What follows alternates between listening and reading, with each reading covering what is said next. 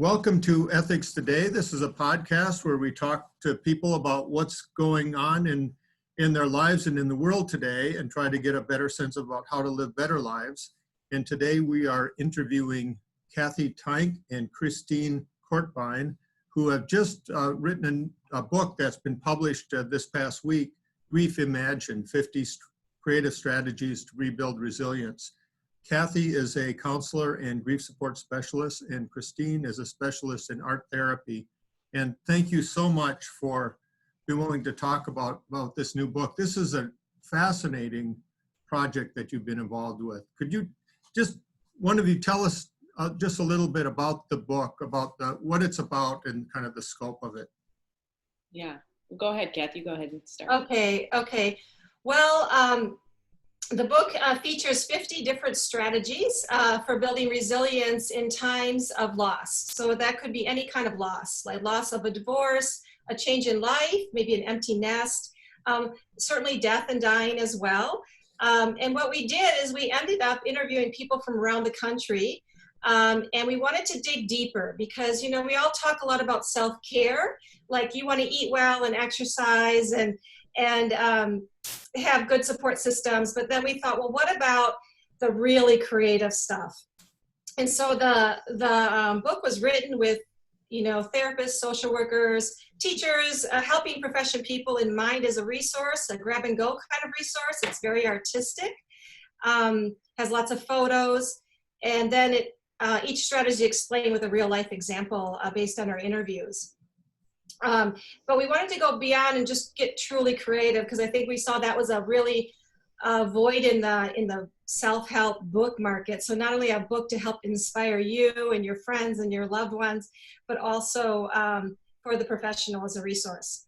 Mm-hmm. Yeah, I also think that we developed this guide as a resource for really anyone that's looking to, kind of enhance their life, because what I've noticed throughout my career is that people who sort of engage in rituals, that they find their own personal rituals seem to build this strength and have this resilience that provides them with a way to overcome little obstacles that come throughout their life. So, you know, loss can be graded on huge gradient as deep losses, and it's all different for everyone. And what is important with this manual is that, you know, there's no judgment on someone's loss, like that your loss is greater than someone else's loss, but yet when you engage in some of these creative activities that you can find some solace depending on, you know, what resonates with you. So we just started to find, one story would lead into another story, and it just sort of all came together. Well, you seem to be suggesting that we shouldn't wait until we've had some really major loss in our life to then start trying to figure out how to deal with it, right? Right. Well, and I think people only think of loss in terms of, death of a loved one, where in the book it highlights, you can have loss from moving to a new area. You can have loss of some physical change or right. And there's a lot of losses at different stages of life that it's like a continuous process, and to sort of just brush over aside. No one teaches you how to grieve. And that's, I think, the important thing that we learned in this process is that, people are just kind of fumbling along with loss, and not a lot of people are going to go to a therapist. So what do you do if you're not the kind of person that engages in contacting a different person to help you through the loss? What will you do to help you process things? And there are so many things that people haven't thought of. And so giving real life examples it's really helpful, I think, for people to see, oh, well, this is how someone else did. Instead of just talking about, oh, try this, we show people, here's people who actually went through this loss, and here's how they coped.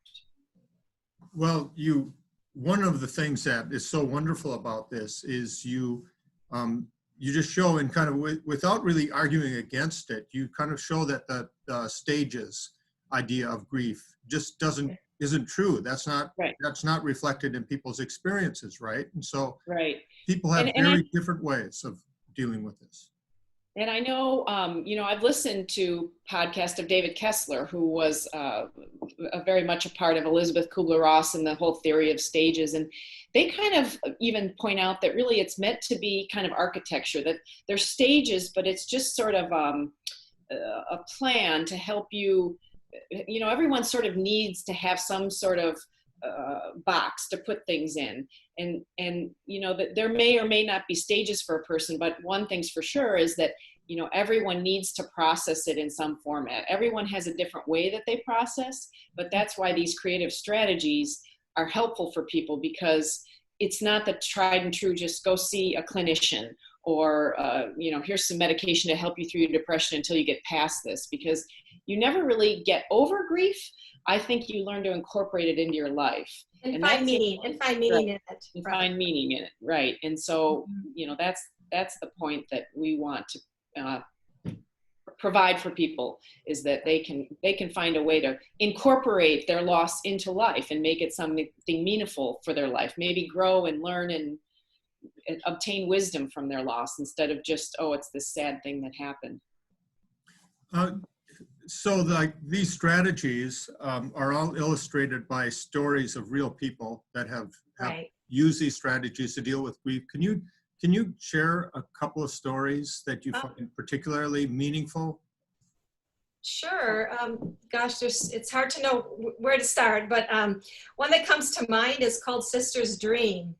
And it talks about a woman who, as a young mother with 2 children, she had a sister she was very close to.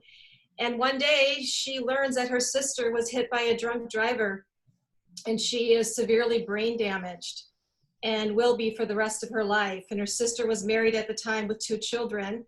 And so it talks about her whole journey. It's 30 years later now. So you don't not only get to see the beginning part of it, you get to see the whole cycle of it.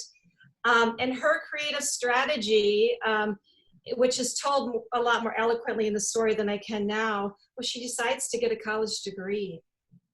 And as she's doing this, it leads to a lot of healing and processing. And she starts a whole new career. The impetus was going through this major loss in her life. Her sister lived and survived the accident, but ended up needing to be in a skilled nursing facility, and is still there. So she's been there 30 years. And it's called Sister's Dream because all of a sudden it dawned on her, oh my gosh, this was my sister's dream to get a college degree, and now I'm living this out through her. And so that, again, added more meaning and depth. And certainly she would always want her sister back if she had the choice between that education and new career that she started. But it still was a way to build resilience, transform herself, and become something new. So that's one example. Another example, we interviewed Dana J. Bain, who is a comedian in Boston. And he's the guy that wrote the Coronavirus Rhapsody, which is a parody of the Bohemian Rhapsody that was all over the internet a few months ago. It's been viewed now by 100 million people. And when I interviewed Dana, I said, why did you do this? And he said, well, actually, I was just in my apartment and the news of the virus was coming out and I was a bit paranoid about it. And, is this just allergies, or is this, the virus? And he said, for me, humor is what I use to bring people together, to help myself feel better. And so humor is the creative strategy to get through the loss of a big change in his life. And he said, that's what I use to cope. And he saw that people from all over the world were writing to him and saying, this just cheered me up. This helped me so much. And so that's another example of a story in the book. Mm-hmm. Yeah. Well, one of my favorite. Go ahead, Christine. Well, just one really poignant at the end of the book. We feature a story called Compassion in My Heart, where I corresponded with a death row inmate at San Quentin Prison named Jarvis Masters, and he's written 2 books. In fact, one of his books was just reissued this August.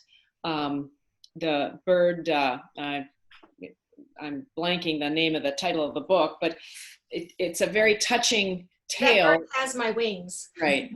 And it's a very touching story about he allowed us to share his story of what it was like for him to lose his freedom. This is someone who's been on death row for over 30 years, almost 40 years, and what that experience was like from the very beginning to when he walked in. And the only thing he could work with was living in the now. And so what could he do now? And the story takes you from what that experience was like from the very beginning to how he turned in. He is actually a practicing Buddhist, and was very inspired by Buddhist writings to become a practitioner of, following in Buddhist tradition, and really just extends his heart. And everything that he does now, he sees it as part of, just having compassion for everything in his life. And so the story is so inspiring, because when you think about someone who's lost everything, their family and their freedoms for everything, that they can still have this resiliency within themselves. And he really embodies what resilience is, because when you lose everything, but you can still carry on, he continues to write, and he works with a community young theater youth group to produce advocacy type plays. It's so inspiring to see someone that can lose everything, but yet still have this great resiliency for life, and flourishes as a human being. I mean, to the extent that he can. Yeah. So a couple of these stories you just shared are really stories of self-transformation, right? Right. Where people Right. go, they seek in some ways a kind of a new and maybe better version of themselves, and that's the path to meaning that they're finding. Yeah, and I think we all, having a purpose in our life, but then sometimes when your purpose gets thrown off of what you think is you're supposed to be learning in life, I think that's what's proven through all these stories, is things didn't quite keep going along in life as they thought, and things happened, but yet people found a way to incorporate this loss into their life to help them flourish as a human being. And, that's a strong takeaway, because we're all, no one's immune from loss. Everyone in their life will have several losses throughout. And how are you going to choose to react, and not just react, but respond? And that's the key difference, is I think, of people who have chosen to respond and thoughtfully process their grief versus just reacting to it and passing it by like it's another experience in your life. And these people really have showcased to us how important it is to, be aware and take note of what's happening around you instead of running from it. So it's helped us learn ourselves. Doing the whole process has really enhanced us. I think Catherine would say the same thing. So you seem to be also suggesting that this is the theme that goes through many of these stories of resilience is finding meaning, right? Yeah. So right. Could you say more about that? Because that's that is something that all of us need to do in our lives. We need to do on a regular basis, right? Is find kind of activities that are expressive of meaning. Well, one thing that really inspired us, and Christine mentioned it earlier, is David Kessler, who is the protege of Elizabeth Kubler-Ross, and she had approved his. You probably know this, Rick, as a ethicist. She has approved finding meaning as the seventh stage. And again, these stages can come in any order, and not everybody experiences every one. So it's meant to be a fluid process of adapting to loss. But finding meaning really inspired us in the book, because we focus so much on the depression, the anxiety, but the more hopeful thing is the meaning, and drawing it in and integrating. We don't talk about loss as something that letting go, but a bringing in and bringing into your life. So one story that was really touching to me was a young guy. He's 27 now, and his name is Jacob, and he lives in Denver, Colorado. And he was just 11 years old, and his twin brother died of a brain tumor. And so that was a very significant loss for him. And there's a lot of research on how losing a twin especially is a very, very hard loss for people because they're so connected to each other, biologically, psychologically, and so on. And so he, as a kid, he said, I had no words, I had no way to process this. And his mom and dad were really, you know, they went through significant grief and still do. But it wasn't until he was about 25 years old and he had a breakup with his girlfriend, and he was super upset about it, more than you would typically expect someone to. And he says, I'll never forget this. I'm totally broken. I'm at my mom's kitchen table, sobbing my head off. And she said, I think you're grieving your brother. Finally, you're ready to do this. And he thought, yeah, I need to bring my twin back into my life. And so he joined a support group called Twinless Twins. And now it's 4 years later, and how this had helped him find so much meaning and understand his loss and understand how it has affected him, not only affected him negatively, but also positively, and how it has changed him and had him become the person he is, and how he can live with his brother. It's not necessarily that his brother is still with him in his being. And so how to integrate that loss into his life to feel more whole and more connected to people. So I think that's a beautiful example of finding meaning in a really, really hard loss. I'm fascinated by this idea of changing kind of the imagery of what's going on here emotionally from letting go to bringing in, because letting go is the way we almost universally talk about dealing with loss. And you seem to be suggesting that it's in a way the wrong metaphor, because right. in that story, it seems to be that as long as it's focused on letting go, the loss stays suppressed. Is that? Mm-hmm. And I think when you incorporate in what you are, is you're just transforming the grief. So, you know, it's almost like this malleable substance that, you know, I think the metaphor, if you'd envision it, is, you know, it seems like this sad cloud, but when you bring it in and incorporate it along with whatever creative, you know, strategies and rituals that resonate for you, it sort of transforms it into the rainbow. Then that it you know, brings light into your beingness. Right, and that's why we decided, and I know this is a trendy term, but we decided to go with Reimagined, and Grief Reimagined as the title of the book, because it just fits so well. Mm-hmm. And it's a good way to think about grief, is let's think about it as something different and something that, as Christine so eloquently said, you know, is transformative. There has been some research, and they did a really great on National Public Radio. They talked about a really great study where they took some participants in a room, and they told them all, one of you is going to win $100, or maybe it was $200. I can't remember now. And so there was that buildup, right? So it's a buildup, like, oh, I might win this money. And they actually did do it. They handed the $200 to somebody. So there was a winner and there was a bunch of losers. And losing that money is a loss, you know, like, because you thought you might get it. and so on a micro scale, that was a loss. And so they took the losers and they divided them into two groups. And one of them, they just said, goodbye, you know, sorry you lost. And the others, they said, why don't you write or draw a little something about your loss on a piece of paper.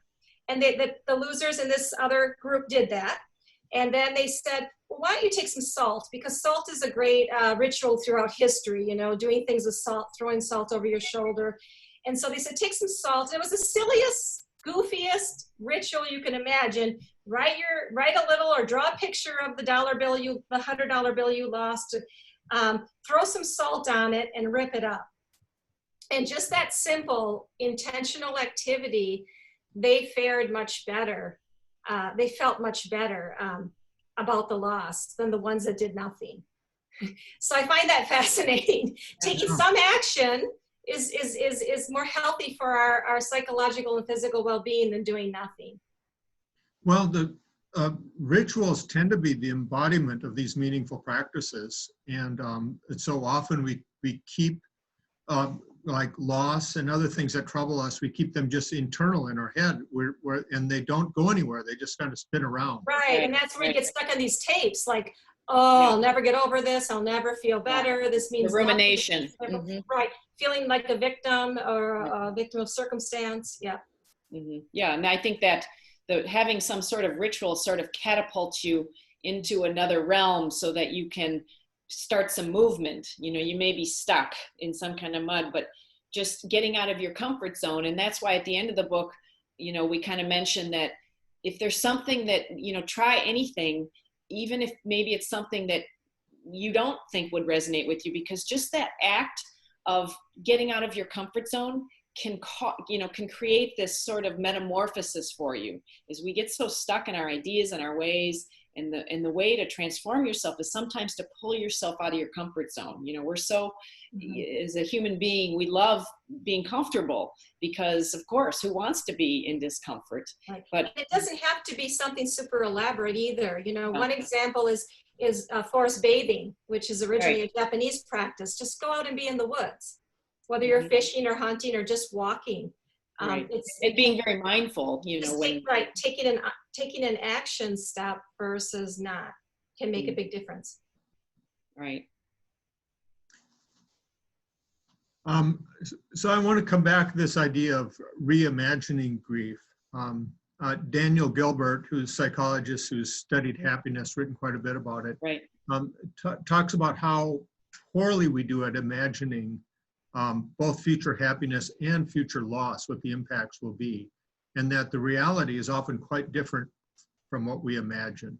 And I'm wondering if that's what you found in these stories too, that like when people came through loss in some ways better than they had imagined they would be at the end of it. Right. Yeah, I think people sometimes underestimate their abilities to heal themselves, and that's one thing we found throughout, you know, finding all these stories is just the incredible loss, but how wonderfully people have this innate facility within themselves. They have agency to be great healers. And we're always trying to put the onus on someone else or something else to help us, when really, if you just turn within, the answers are there. You just need to, you know, find that process that works for you and how, you know, what resonates with you. And that's the idea behind this. And, you know, there are obviously hundreds more rituals and strategies beyond what's listed in our book. And this is just a kind of a microcosm of what can help you. But, you know, like we said, the stories, we hear one story and then someone say, well, did you hear about the person who did this? And, you know, it's just like a ripple effect. Is once you get out there looking for certain types of stories, they just started kind of falling into us. In fact, we have so many more stories now. We've started a little collection of a book 2 version of starting all of these. So it's just endless of where you could go. So the hope is that maybe some of these rituals or strategies someone might engage in, but that, you know, they'll find an offshoot of this. So maybe they don't forest bathe, but they like to plant trees somewhere.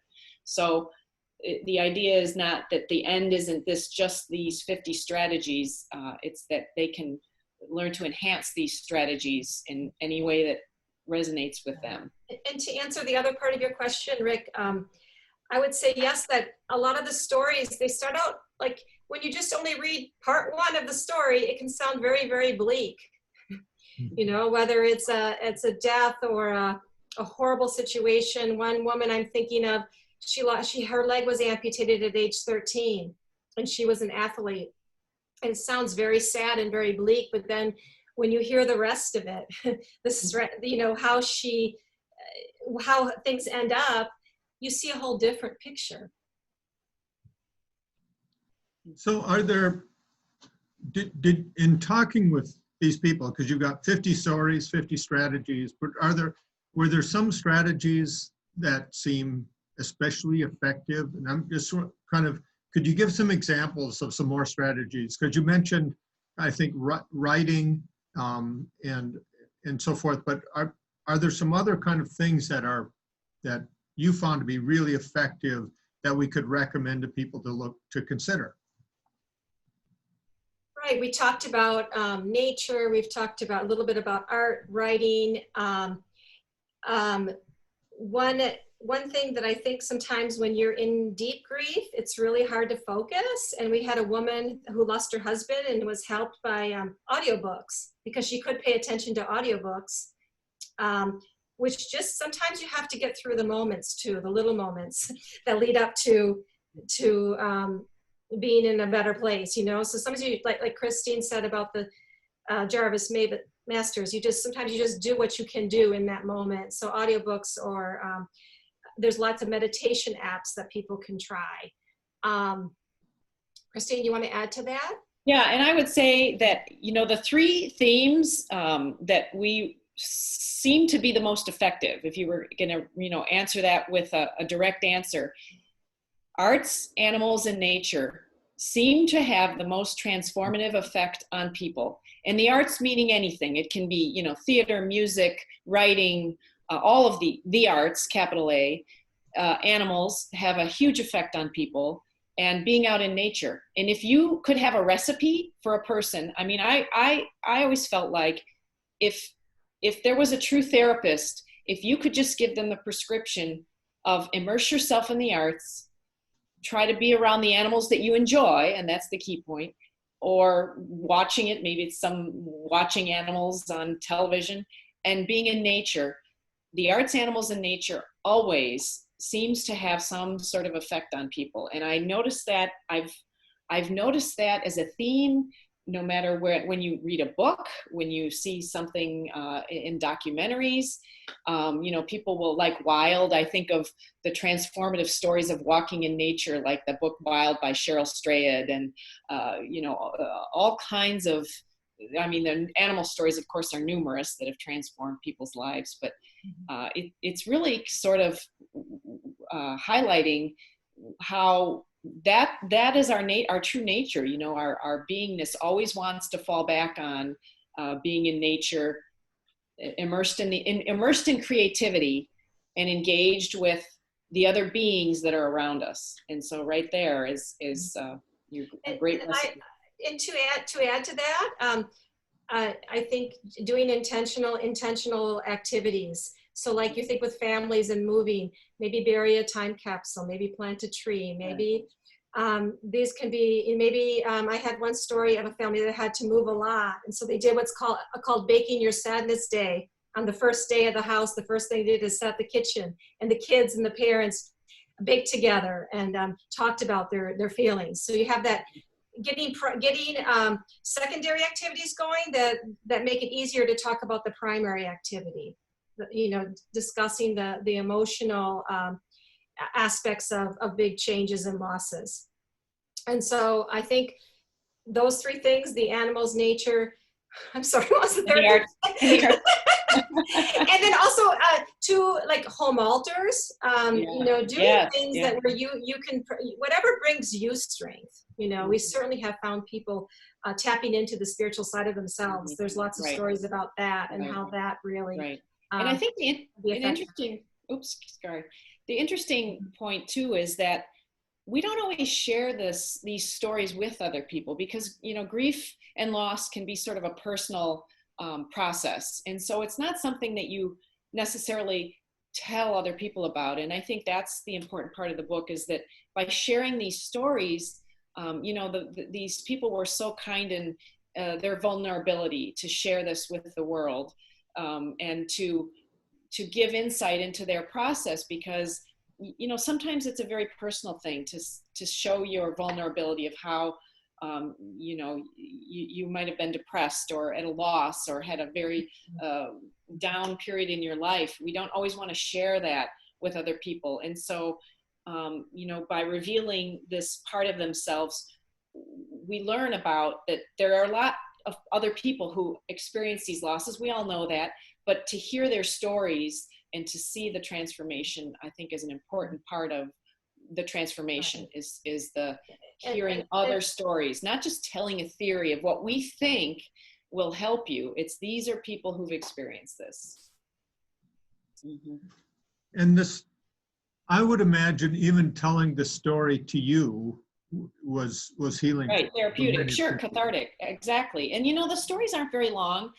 They're 500 words or less, because the intention was we don't want to like bog you down in the details of what happened in this, every detail of the story. We want to give you the essence of here's the story, and then here's what can work. So get out there and get into it. And so, without going into great detail, it also, I think, allows the reader the opportunity to create their own version of what would work for them by just giving the small details. Because I think if we would go too in depth, it's too much of a memoir. And they did this because they had all this other help from other people. But by giving just the small, short version of the story, you can say, well, I can see where that might work for me.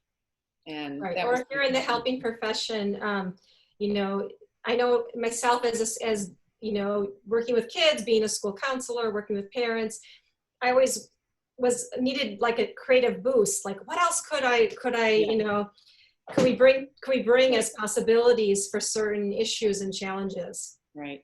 Yeah. The hope is to eventually use the book, in the therapeutic field where it could be a tool that you could sit down together and say, let's look through this and what would work for us. Let's just try something out of the book. And in fact, I kind of joked with Catherine about that. It would be fun to have a book club where, every week or every month you tried one of the strategies, because if you would do it as a group, sometimes things aren't as threatening. If you wanted to try forest bathing and you said, okay, well, this week we're going to all get out and we're going to appreciate the forest this time, or, this time we're going to all make a home altar together. But how fun that would be is even if you did it as a group, as a family. So whatever your tribe is, whatever your unit is, that you could go through the book as a resource to, take a strategy a week or a month and actually get out there. So to give you a little boost of ideas. I want to come back once again to this idea of letting go versus kind of bringing in. And I think the kind of natural response that so many of us have to pain is to withdraw from it. Right. And we can withdraw into isolation, or stop engaging in social activities. But also drugs and alcohol are ways that we have of withdrawing, right? And I know that some of your stories are people who tried using these kind of methods to deal with pain or loss. And yet it seems like what we have to do is not to withdraw, but to go further in, always push ourselves in deeper as a way of transforming ourselves. Otherwise, because the withdrawal just doesn't work, right? Right, right. And I think that's the premise of, being mindful, which is, very much a buzzword now in society of trying to be mindful about everything, is that when you're mindful about things, you don't resist, you stop and be curious about it. And the one important premise of when we're trying to be mindful about things is to not resist things, because it seems like resistance just, causes more, it gives fuel to whatever feeling and emotion you're having.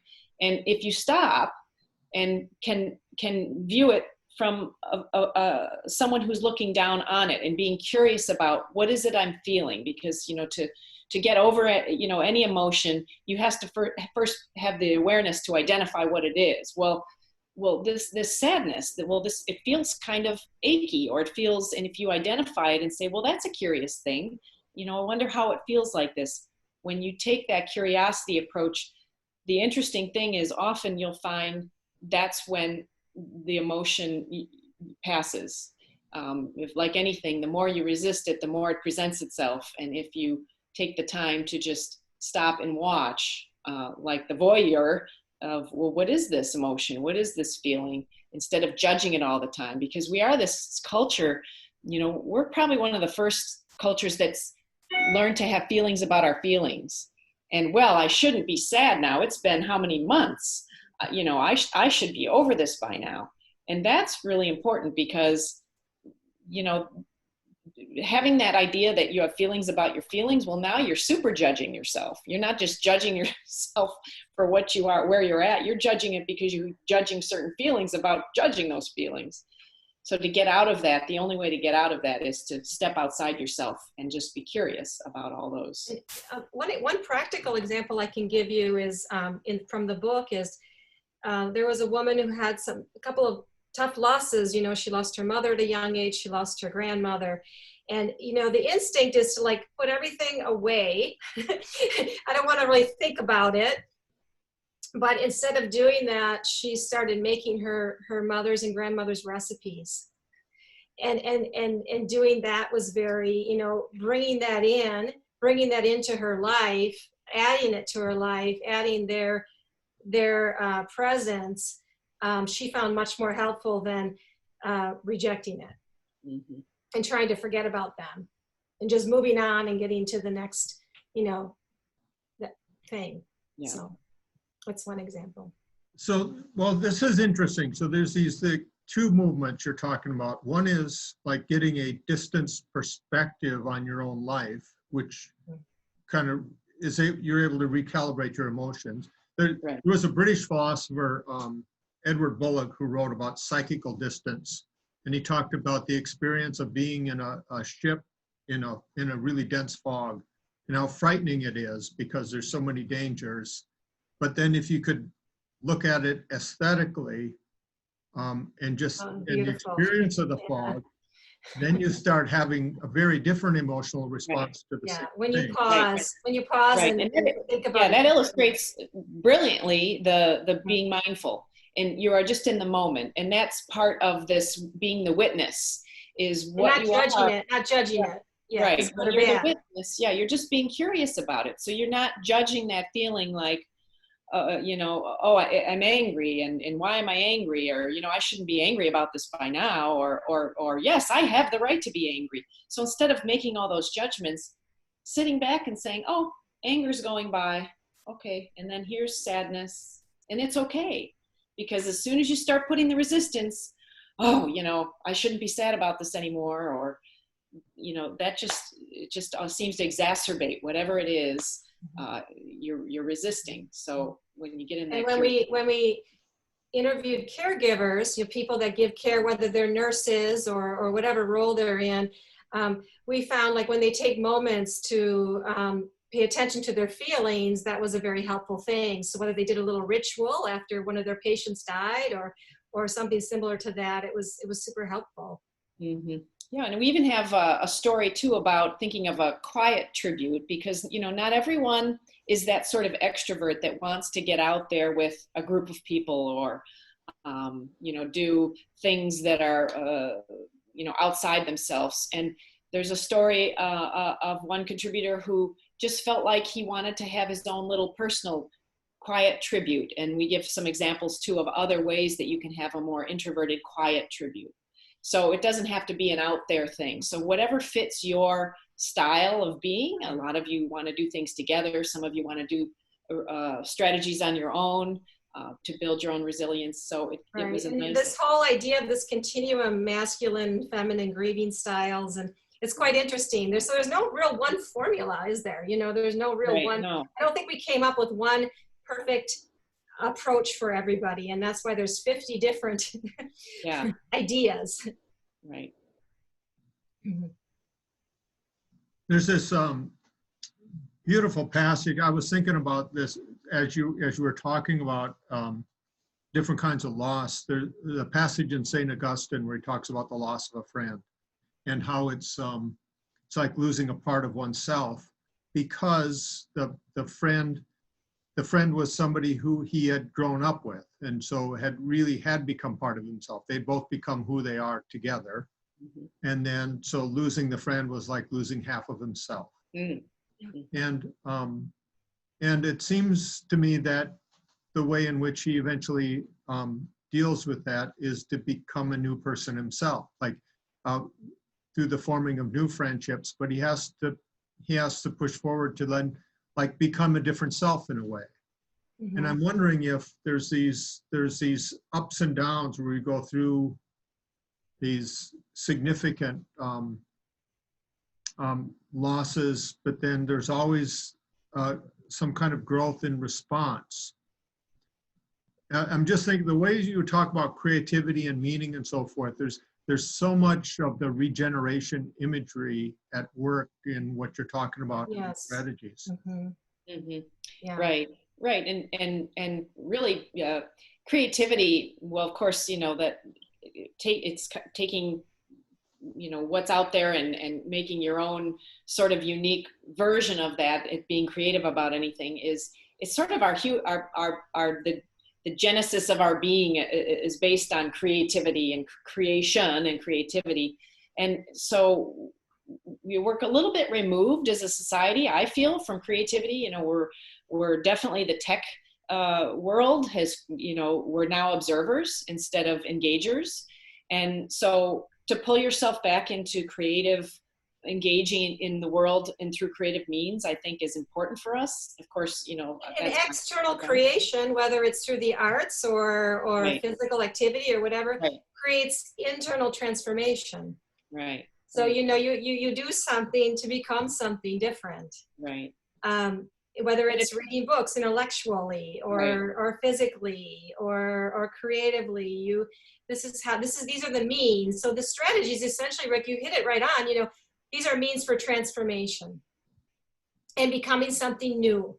Maybe not something better, and maybe not something, but something different, but sometimes something better, and sometimes something more towards your authentic self.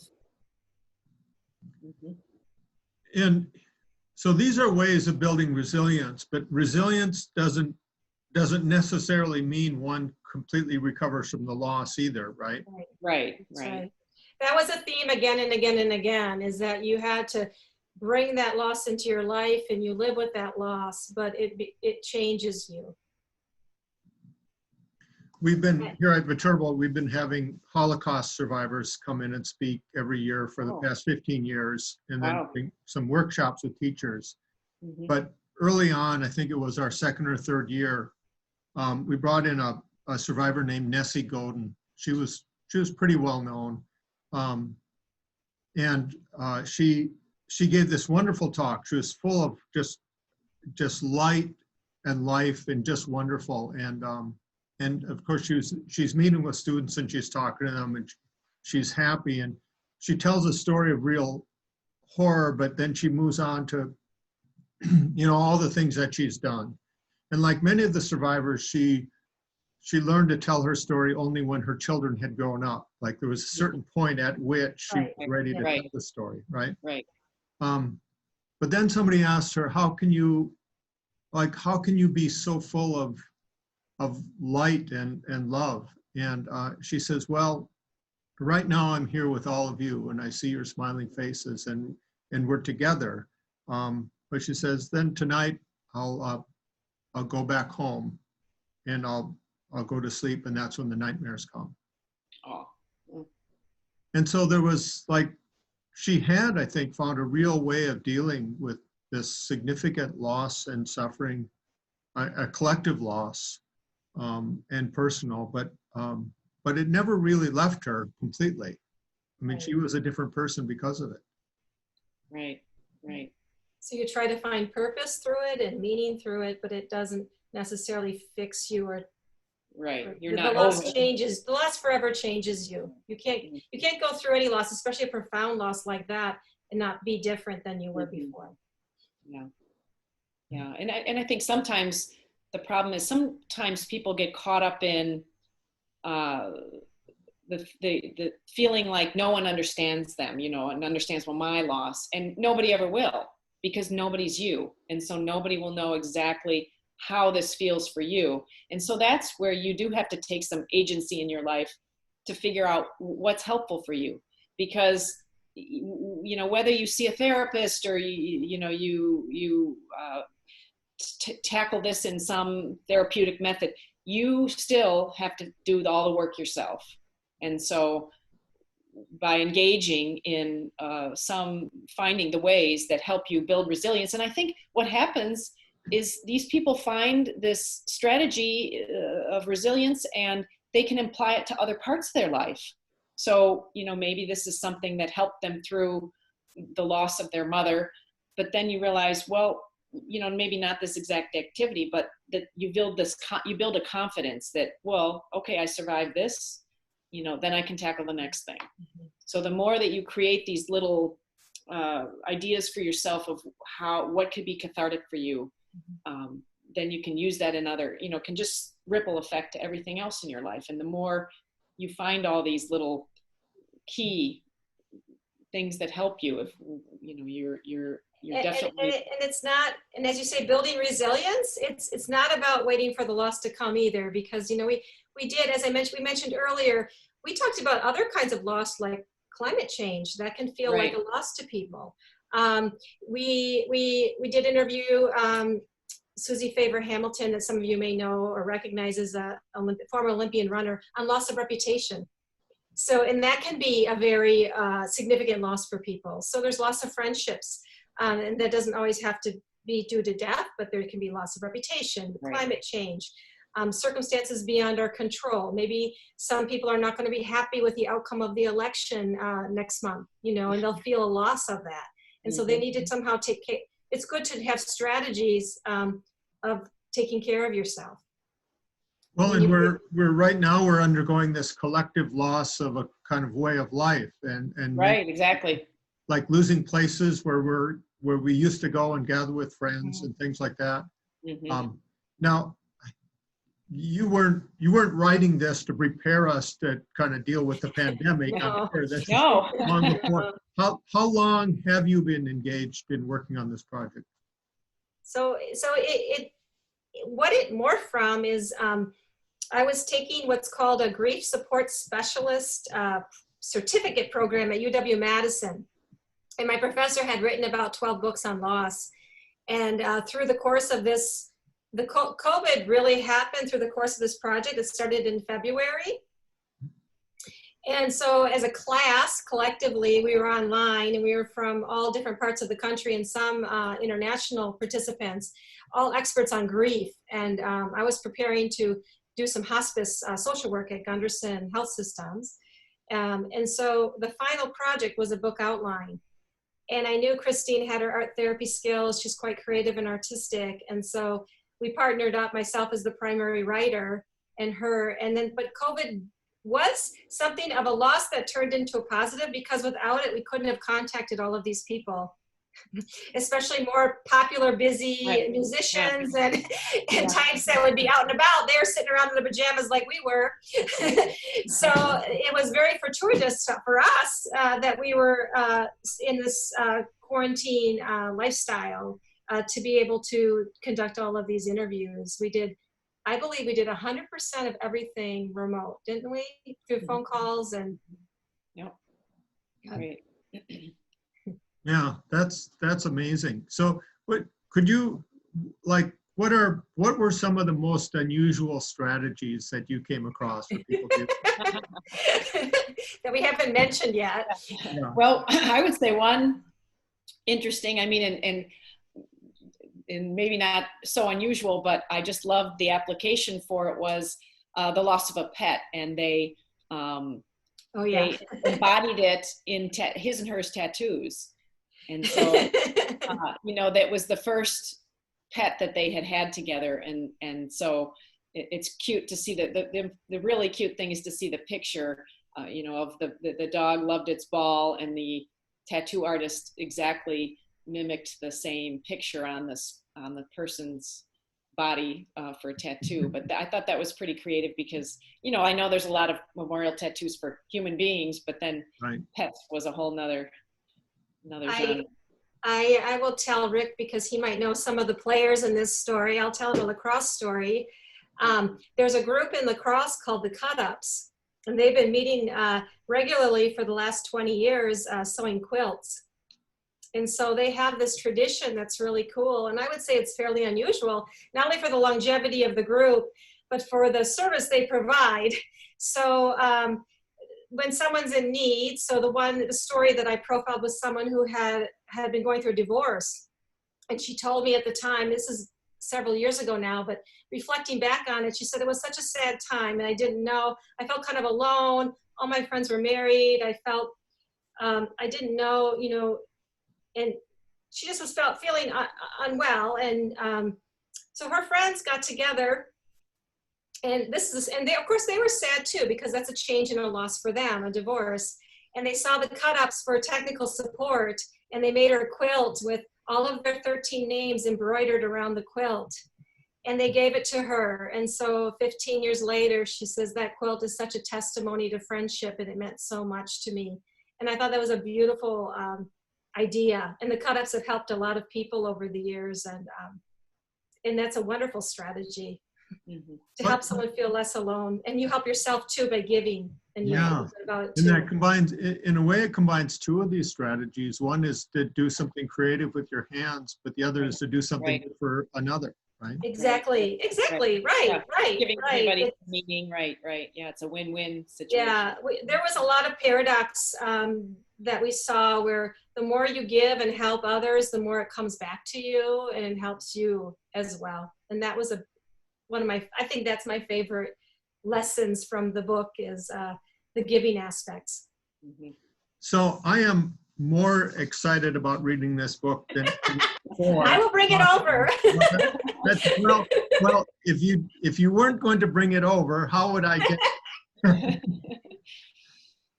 I'll hold it up and you tell them how Yeah. they can get this book. Okay. So yeah, the book is available at Christine, for right now, it's Christine Courtbine. So the first name was CH, well, it's on the book title, and I know, Rick, you mentioned that you're going to put it in the. Yeah, I'll put it in the podcast description. Yeah, Right, so people right. have the link. Right, and so, and this is a limited edition printing, because we're hoping to get this out to some publishing houses to see if they'd like to take the book on and publish it in bigger numbers, and try to get it out to a larger scale audience, and we'll try the best we can to market this to get it to as many people as we can. But we do want to find a publishing house. It's very colorful. There's a lot of pictures. So, Easy read. Yeah, easy read.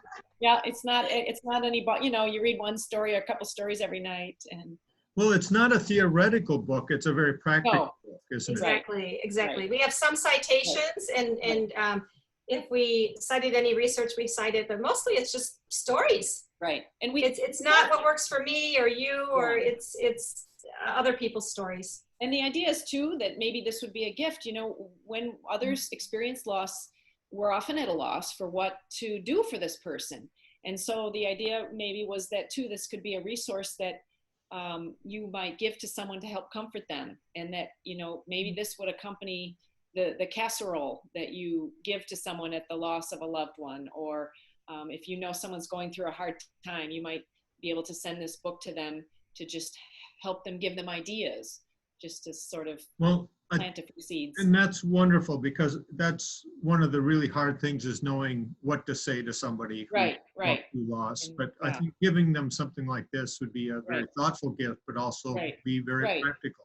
Yeah, because it's not a hard read. It's short stories filled with, lots of color and photos and ideas for lots of other things. And so it's a perfect kind of this will get you through for now type of thing. And then you could follow it up with, hey, are you interested in let's try something together? That would be a great way as a friend. I mean, I would feel so comfortable if I gave it to my girlfriend that was experiencing loss and calling and saying, boy, did anything resonate with you? And that would be fun to do it together. And maybe she could tell you oh gosh, I was really, excited to read about the baking thing. Let's get together and do something. I said, yeah, that would be great. So gives you sort of a tool to work with too when you're dealing with anyone with loss. Well, that's great. Well, thank you both so much. This is a fascinating talk. Thank you very much, Rick. Yeah, thanks. Okay. All right, we hope you enjoy the book too. Okay.